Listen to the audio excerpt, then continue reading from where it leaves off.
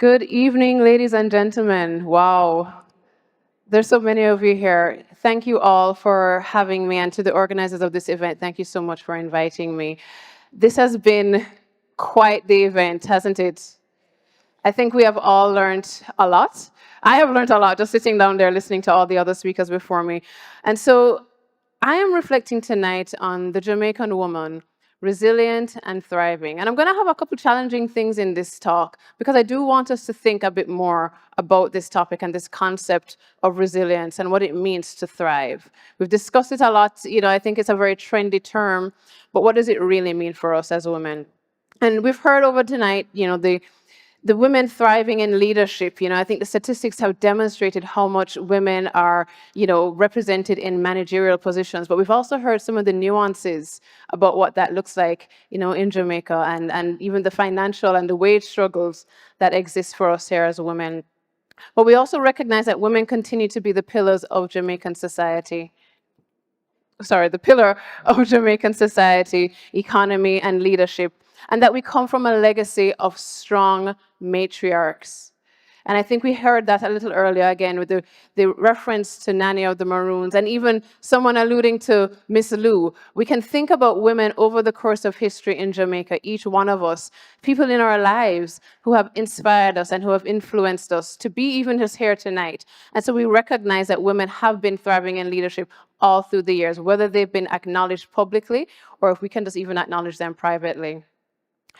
In addition to that, we've recognized, and I did a little Google search before this event, that there have been a lot more women empowerment activities in Jamaica over the last decade. If you sort of just do a little quick search, you'll recognize that there are many annual events that take place seeking to empower and to support women. And why this is important to us as psychologists is that we recognize that that sense of belonging is vital to the human spirit. And a lot of times we go through life thinking that we are alone in some of the things that we're experiencing. And events such as this one, initiatives such as this one, give us an opportunity to share, to grow, to learn, to listen, and to laugh with each other and recognize that we might not be alone in the experiences that we have. And through this sharing, we also recognize that there's a way that we can heal from acknowledging this and feel like though we belong to a wider group of persons. And that sense of belongingness, and again, I'm going to be referencing our speakers earlier because I think they touched on so many different things, but that sense of belongingness and that sense of unity that we're cultivating in here tonight is what's going to strengthen us for advocacy, to move in some of the spaces where maybe we're not moving as strongly as we need to be, or to close some of those wage gaps that we've been talking about earlier today. It's the unity that's coming from this type of meeting that's going to empower that. But we've also seen some growth in health and wellness, right? And I know Dr. Busesa McKenzie just spoke to us about our physical health. But I also recognize that over the past 5 years, and I just want to acknowledge, and I'm seeing some of the faces of the women in leadership in this particular area, fitness and nutrition. I think a lot more we are recognizing women stepping up into that place and empowering us and encouraging us to get physically fit, to take care of our nutrition. Of course, there's a lot more that needs to be done. We acknowledge that. But I do want to acknowledge those women, and I see a couple of faces here, who are working in that space. And again, building the community around such initiatives, helping us to not feel alone in trying to pursue some of those initiatives and endeavors. But despite some of this growth and this progress that we've seen, and we've heard a lot about that tonight, there are some key considerations that I want us to think about. And, I haven't forgotten my theme, resilience and thriving. And so I want us to think about resilience. This is often celebrated as a very powerful trait in women, especially Jamaican women, who are known for their strength, their perseverance, their ability to sort of make something out of nothing. We're so innovative. We can adapt to difficult circumstances. However, I want to challenge us to think about resilience, but at what cost? This strength and this strong woman stereotype often comes at a cost. And I say that because typically what we mean when we say someone is resilient is that we are expected to push through without vulnerability, without a moment to acknowledge just how difficult the situation might be, to acknowledge how we might feel about it. It means that we have to suppress our emotions, and therefore it can lead to burnout, depression, anxiety, substance use disorders, and of course, physical health concerns as well. It sets up unrealistic expectations that may cause us to take on more responsibility than we can. Not because we're not capable of doing the thing, because chances are we're going to do it, but because maybe right now, in this moment, it's not the wisest thing for us to do. And so I want us to start thinking about what we praise as resilience, because it's not truly the resilience that we talk about in psychology. In psychology, resilience is essentially, in a very loose way, we can describe it as bouncing back, right? An adverse situation has presented itself with, trials and tribulations, difficult situations have come up, but we are able to get back to a place of our typical or normal functioning. That's resilience. It hasn't torn us down. We've gone through it, we've managed it, and we've gotten back to a place where we are functioning as we usually do. But what we've been praising as resilience, this suppressing of our emotions, this distancing of our sense of self, and I find, as psychologists, we get to meet you one-on-one, and we get to see those moments where you take off that mask, the resilient mask, the strong woman mask, and you acknowledge how you feel in a situation. You acknowledge that it's difficult. And this acknowledgement and this identification of emotions is not weakness, which I think is typically the stigma attached to it, right? Just because we feel something about a situation, one, doesn't mean that we can't do it, right? But it also doesn't negate our strength. This is part of our entire human existence and has to be acknowledged. We've just identified some of the ways in which it can damage us over time. And so I challenge us to think that the way we've been praising some of these behaviors is really, we're just surviving, going through the motions, going through the day-to-day, but not necessarily in touch with ourselves. I meet a lot of women in practice who don't really know what they like to do, in their spare time, if they have spare time. How do we get in touch with ourselves once again, right? Going back to our original state of functioning, where we knew who we were, what we were about, what were our passions and our desires in life, how we felt, and felt okay to express that. That's what I want you to think about this evening.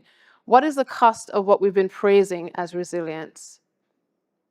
Another thing that I did want to mention, and we're going to get back to resilience, but I did want to mention another thing that crops up time and time again when we have women's discussions or women-themed discussions, and it is gender-based violence, but typically we think about physical violence. And what the data has continued to show time and time again is that emotional abuse is the most common form of intimate partner violence in Jamaica. What research is also showing is when we look at what we call adverse childhood experiences, so these are things that we experience before the age of 18, emotional abuse, again, crops up as something that most people are experiencing, men and women, boys and girls. And so I want us to start thinking about the ways in which we have been perpetuating cycles of emotional abuse, how we've been speaking to ourselves, how we've been speaking to other people. What are the things that we have been saying and telling others? Because that is what hinders some of the growth and development that we're talking about tonight and that we want to see tonight.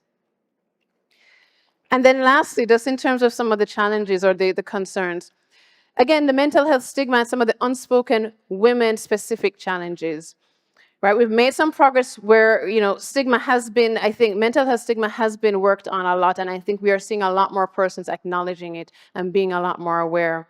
But there is still some mental health stigma that affects women. It affects women in the workplace. So again, some amount of vulnerability is seen as weakness. Or there's stigma due to that very societal expectation that we are resilient and strong. And so we have to tough it out and push through, put back on that mask to show up. But most so are some of the unspoken mental health challenges that I think, and even as a Jamaican Psychological Society, we also need to pay more attention to and help to equip our practitioners to treat some of these. Maternal mental health conditions. These are things that it's not restricted to postpartum depression. That's one. But there are many things that women experience during this period of life. And not just them, but their partners and their extended families. How are we addressing these needs? Menopause. And I know very recently there was a forum held on menopause, and I'm very happy to see some of the representatives here who put on that event. But this is still something that we don't discuss openly, we don't discuss with each other, and we don't address the mental health concerns that surround these issues. There's also the issue of aging. We were all aging. That's how life is. We are progressively getting older. Sorry to tell you, that's the truth. But how are we dealing with some of the mental health issues that come with that, right? Whether we're grappling with just the concept of aging, but also the actual things that come up during that time of our life. Retirement, how are we dealing with when we finally have to leave the job? Going back to that sense of purpose and sense of self, what are we going to do next?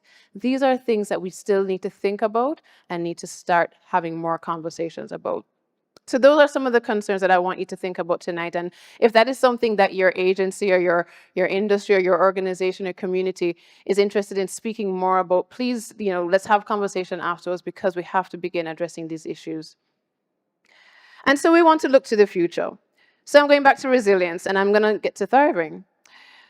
So we recognize a lot of the progress. We've noticed some of the concerns. But how do we move from sheer resilience, or surviving as it might look like, to thriving? But what is thriving? How is it different? Is it different? And the truth is, it is different. In psychology, there's a concept called post-traumatic growth. And I know a lot of us have probably heard of post-traumatic stress disorder, again, very related to experiencing a traumatic event. But sometimes on the flip side of that, there is growth, because through that trial, through that difficulty, whatever it might be, and I'm leaving that open because it will vary for each person, there is growth. You do not bounce back to who you once were, but you have now grown and you've entered a new stage of your life with renewed skills, with a renewed mindset, which was mentioned earlier, to tackle whatever you may face. And it doesn't mean that you won't face challenges, but you're now approaching them differently. And so there are three things that I want us to think about when we talk about getting to that point of thriving. One is overcoming some of our self-limiting beliefs and building our confidence. Despite the success of many Jamaican women, many still struggle with self-esteem or low self-esteem and low self-confidence.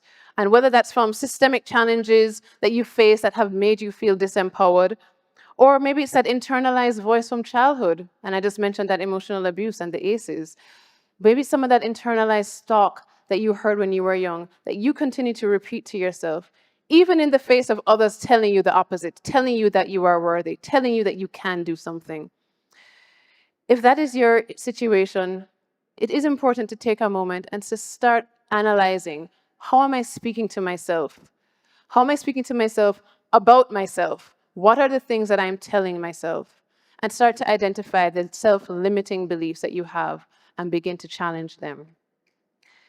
And if you're a leader, because I know there are many leaders in here, how do you foster an environment where we don't perpetuate these self-limiting beliefs, where we don't perpetuate emotional abuse? Because a lot of that is in the words that we say. How do we cultivate cultures where feedback doesn't tear down and rip apart at the core of who someone is, but continues to build up? These are the things that we need to be thinking about. We also need to think about how we can better integrate psychosocial support into our communities and into our workplaces. I know a lot has been done in terms of, the employee assistance programs where persons are allowed to identify a therapist and maybe go and speak to someone. And that's great, and we do applaud that. I like to think of that as an add-on, because again, within the workplace and within the work culture, it needs to be integrated, where this is a part of the daily functioning, where employees know that they have support amongst each other and also with leadership. And at JAMSite, that is part of why we have a policy committee as well, because we want to ensure that we have a seat at the table, whether it's organizations that are trying to draft policies and enact them, or if it's ministerial and the government who are trying to amend certain bills and acts or to pass certain bills. We like to have a seat at the table to ensure that somehow, some way, psychosocial support is integrated into these things to support our people at the end of the day. And then the last thing I'll ask us to do is to think about our intergenerational strength. I said at the beginning, we come from a legacy of strong matriarchs. We've heard today a lot of the work that has been done by many of these women. And it's not just trauma and bad things that are passed on, but it's also good things. It is also the strength. It is also the resilience that we mentioned earlier. We can pass these on and foster them in a younger generation, men and women. I know we're speaking primarily about women, but men and women, because when both are empowered, when both have this type of support, then we all work much better together. And so I challenge you to speak about the times where you have had to overcome difficulty. And again, I leave that word difficulty open to everybody. It will vary for each one of you, right? It's not a competition. Because sometimes we do that, right? Sometimes we say, well, it wasn't that difficult a situation. If it was difficult for you, it was difficult for you. And you have no idea how that can inspire someone. So I challenge you to speak about the ability to overcome from your own lived experience. Because how will they know if no one tells them? When you tell someone it's going to be okay, why should they think that it's not just your positive outlook, rather than something that you've lived and therefore you know? This is what the younger generation needs to see. They need to see it to believe it nowadays. Okay? It can't just be word of mouth, but we have to enact it. And so how do we individually invest in mentorship? And it doesn't have to be formal. Formal structures are great, but you can do this any day with anyone that you meet, with anyone who's already in your life. So how do we individually invest in mentorship and serving as role models that can change lives?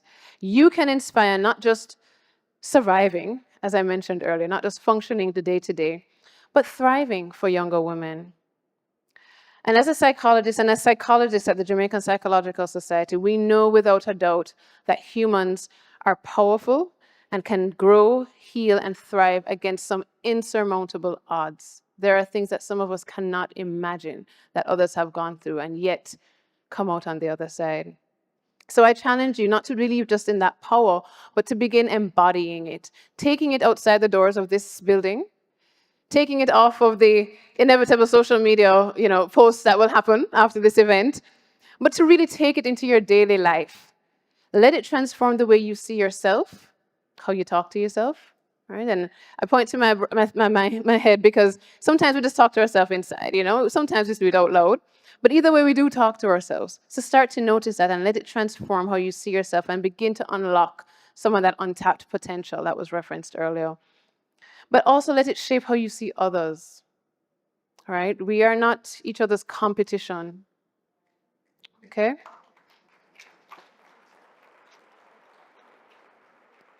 So let it shape how you see others, allowing you to share, inspire, and uplift. Let us raise not just generations of women who are resilient, but let us create a legacy of women who are thriving. Thank you very much, everyone.